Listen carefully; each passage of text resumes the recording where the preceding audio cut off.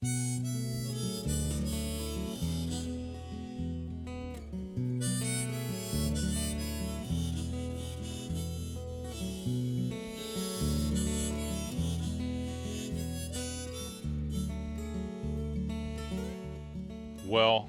this episode was a little something different, something that you don't always see on Flats Class. On Flats Class, typically you see us stalking a backcountry zone or fishing a crystal clear water shallow flat. But today we took the Marquesa offshore and we did some fishing with Captain Brandon Branch that is some of his favorite, gag grouper fishing.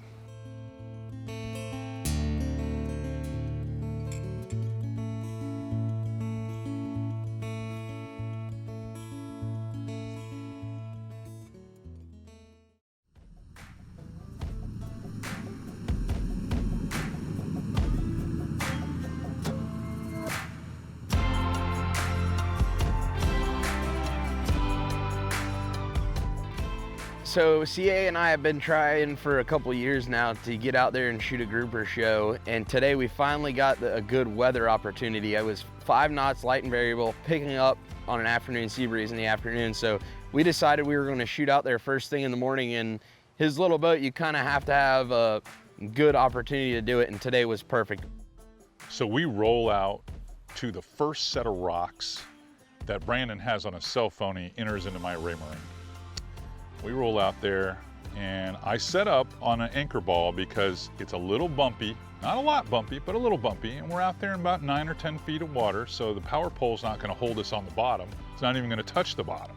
We pull the rods out and we set them down, and I inadvertently walked around the console and I stepped on one of the rod butts, or I thought I stepped on the rod butt. But what I actually did is I stepped on the handle of one of the reels on the rod that Brandon was gonna use. And yeah, that came back to bite us a little bit. Uh-oh. I got a fish on. Well, boys, we're hooked up with a broken reel.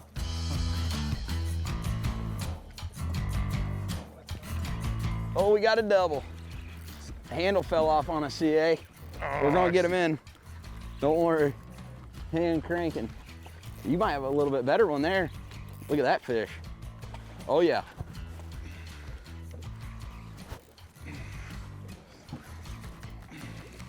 There you go, you got a nice one. Yeah. You got a little guy here. Got a little feller. Let me help you land this guy here. Good fish. He is a toad. I told you they were gonna pull. Yeah, you did.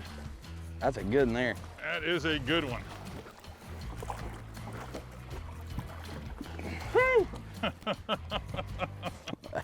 Look, that's a good look one. where that swim bait is down his throat. I have to get a shot of you with that one, my friend. What a nice fish. We're in 5 feet of water. 5 feet of water and catching That's a fish quality like gag grouper right there. that. Nice fish. Solid fish. Those shallow water grouper are really like nothing else I've ever caught. They're hanging to structure really tight, so you're specifically casting at one area, and when they hit, it's probably the hardest fighting and hardest hit you'll find out there. They really smash it when they hit it, and it's you against them. They're trying to get back in the rocks so they can break your line, and you're pulling as hard as you can, and it's not really like catching the grouper out in the deep water where the first 10 or 15 feet is the most crucial part to get them up off the bottom. When you're catching them inshore, it's from the time they bite all the way to the boat, they're giving you a run for your money. You are not kidding. Those things hit like a freight train. They do. I mean, it's just. I mean, I thought I got electrocuted for about half a second. I was like, ho! And then I'm worried to death he'll get back down into that debris on the bottom, so I'm trying to fight him as hard as I can. These things absolutely clobber these baits. Pound for pound, it's one of the hardest pulling fish around here for sure. I mean, all you got to do is look at that tail and you can tell. That's right. They want to do everything they can to get you back in that rock. Cool. He almost did.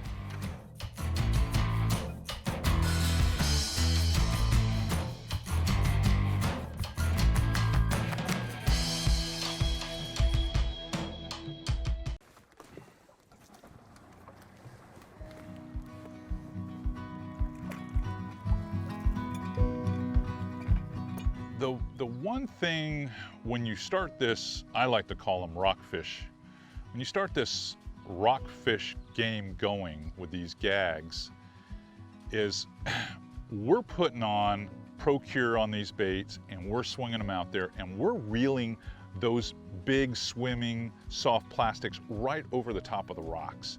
And once you get one grouper to fire up, come out of the rocks and strike a bait and try to get back down and you pull them away and all that scent's in the water, well, that fires them up. It is pretty much machine gun fishing after that. You have to continue to do it or they'll get wise and they just shut down. So as long as you keep bait swimming through there, you can keep catching them. But as soon as you relax to take too many pictures or you loaf around too much, you know, enjoying the last fish, it completely shuts down and you have to go to another set of rocks to make something happen. There he is. Tell me you got him this time. I got him, little guy.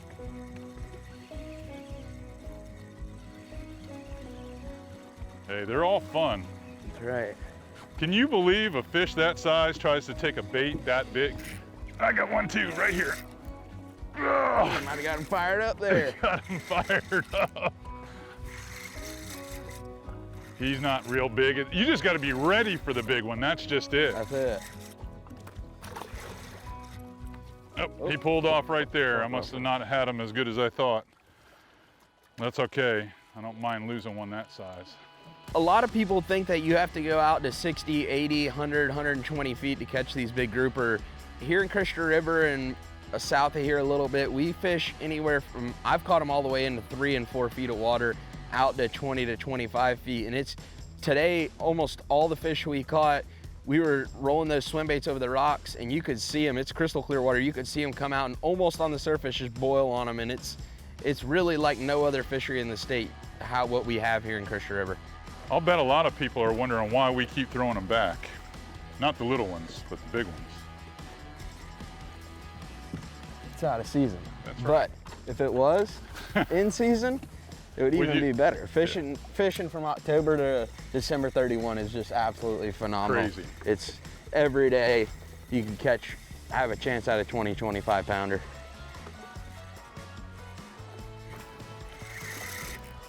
Got tight on him that time. Yeah, he ran and turned at a 90-degree angle there. I was able to get the point in him. I mean, this is a meat hook on here too. This is a 10-aught, 1-ounce Z-Man shin locks. I can only imagine 40 years ago when guys were still using Lowrance numbers and soapstones maybe to find out if the bottom was rock or sand or mud or what was down there. And the technology that we have today, you know, I'm running around in a state-of-the-art skiff. I've got side vision, I've got down vision, I've got water temp.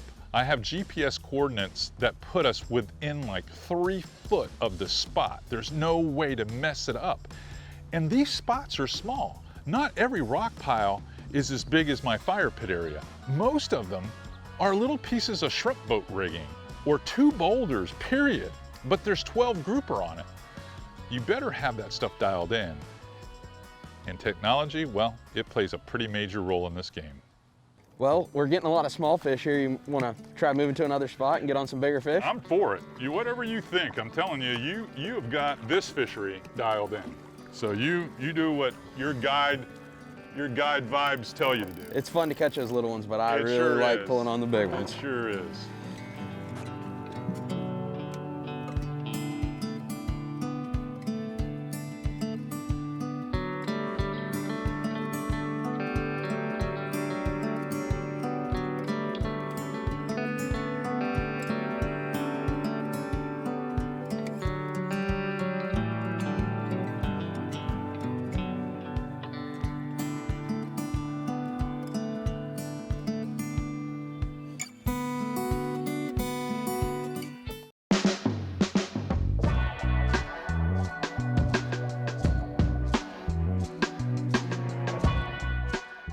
One of the interesting factors that you have to really consider when you're fishing the shallow water rock grouper is there's a lot of different species down there. There's snapper down there.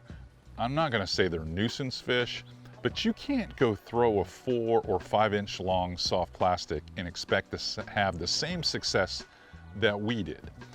The way you have success and you weed out small fish is you use those big baits. I mean, big baits. The smallest you're gonna use is 6 inches, which is probably gonna disappoint you. And you should be using stuff that's 8, 9, 10 inches long, because those are the ones that catch the trophy gags. Throw right there to that back rock. Oh, and just let it fly. Oh yeah, double. I got a better one here. Looks like you got a decent one. Trying to get you in a rock. He's trying, he's digging. He is digging, buddy. Then you get them up here and you find out they're not all that, but this one feels good. Tell you what, you gotta tie some good knots for this stuff. You do. These are knot testers. I haven't even got an eye on them yet. I haven't either. Well, there he Down is. here in the moss, Trying a little to bit better fish. That's a better one there. Oh. I'll go ahead and toss mine back. Pretty decent fish though. So there you go, look at that one. Look at that one. That is a good one.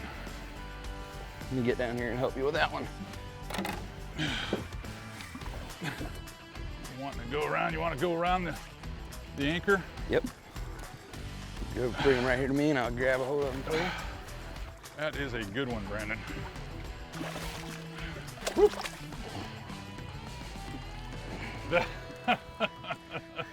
Nice fish. Ooh, That is a beautiful good one. fish.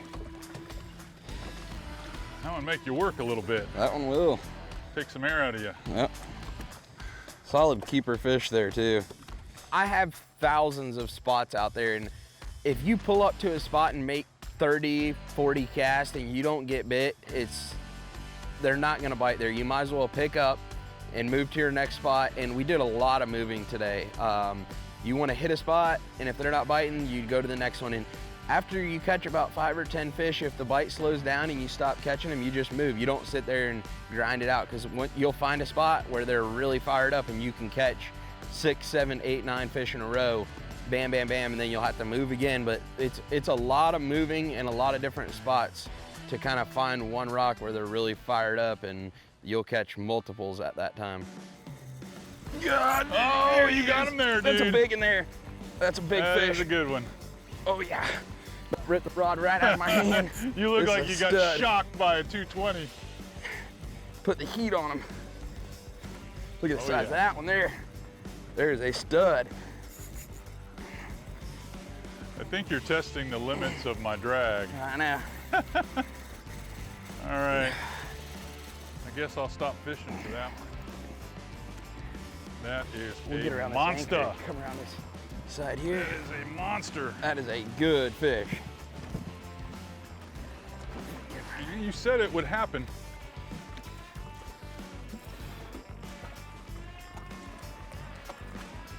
Ah.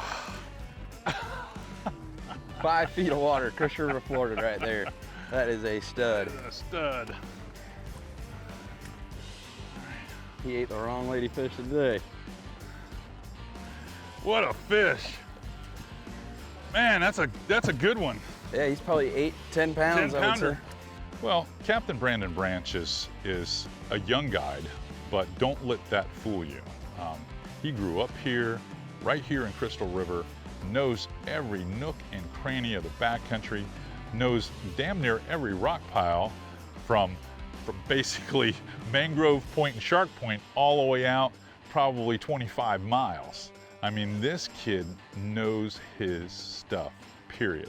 And when you go offshore with him, he has got so many numbers to run to. If you're looking to go gag grouper fishing and really experience something that's special, I mean, really special, this is not something that you can do anywhere in the state of Florida. You've got to call the Crystal River Fishing Company and go with Captain Brandon Branch. He will show you something that you've never seen before, and I guarantee it, you'll be back for more.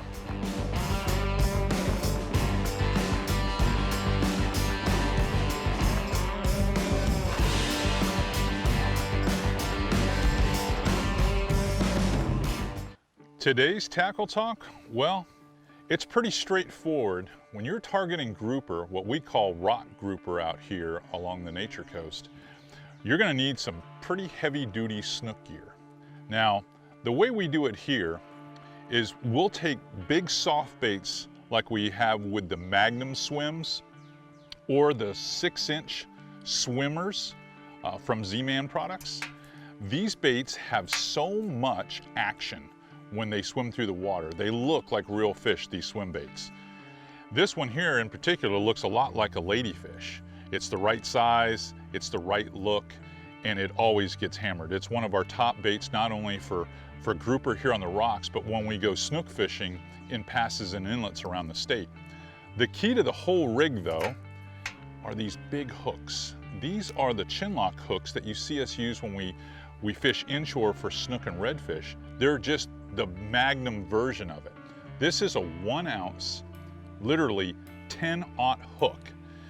This is a 15 to 30 pound rod. This is what we call the Pass Special. This particular rod is an 8-foot heavy action rod in the Falcon Clearwater series, and I use it specifically for targeting big snook around the passes and inlets all the time. It'll do a decent job on smaller tarpon, and as you saw today, it did a fantastic job on these gag grouper. But for fishing the shallow water grouper, because most of the fish that we focused on were anywhere from 7 feet of water to 10 feet of water, this was the ideal outfit, especially for throwing artificials. All right, I'm going over it right now. A nice little ledge right there. We'll drop the anchor here in just a second. In our area, in the 6 to 20 feet range, 99.9% of the fish that we catch are gag grouper. It's a little bit too shallow for the reds and blacks to get in. In the Keys, you'll see that a little bit, but up here we just don't get them like they do down there. So basically our main target is gag grouper.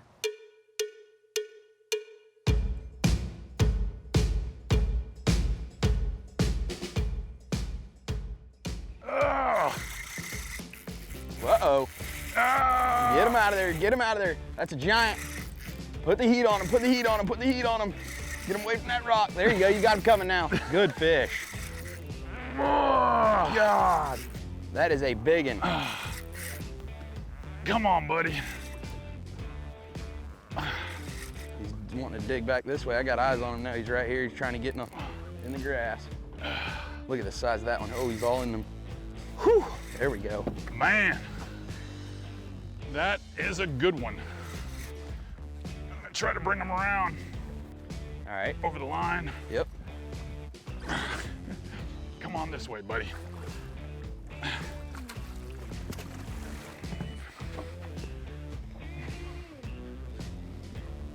That is what it's all about right there.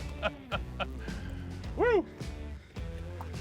You know, I don't know if they get much longer. I just think they keep getting deeper and taller in the back. God, that hook gets me good.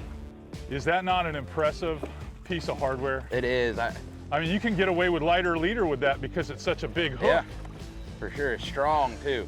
To be able to withhold back forward. I have zero drag on this. That one actually pulled some drag, and I mean, I nutted this down with my pliers.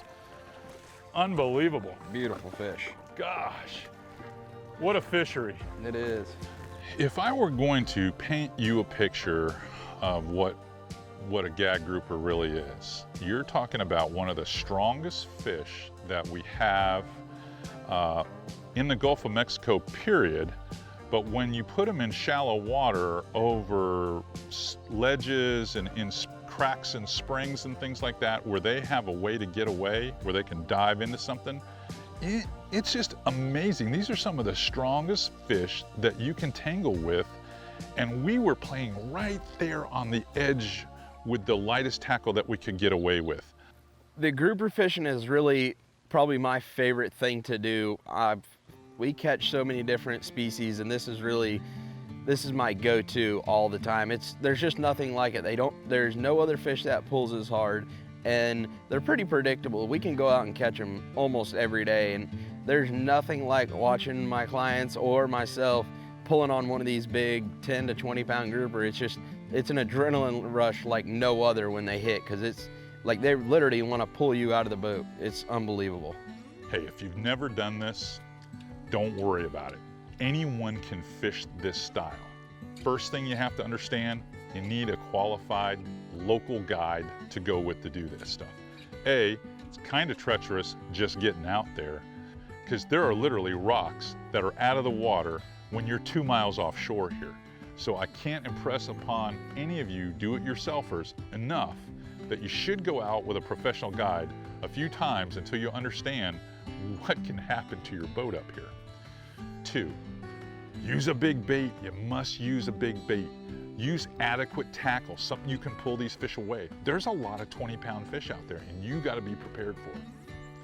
I promise you, if you just employ some of the techniques that we use today, you will have the time of your life fishing the rock piles for gags here on the Nature Coast.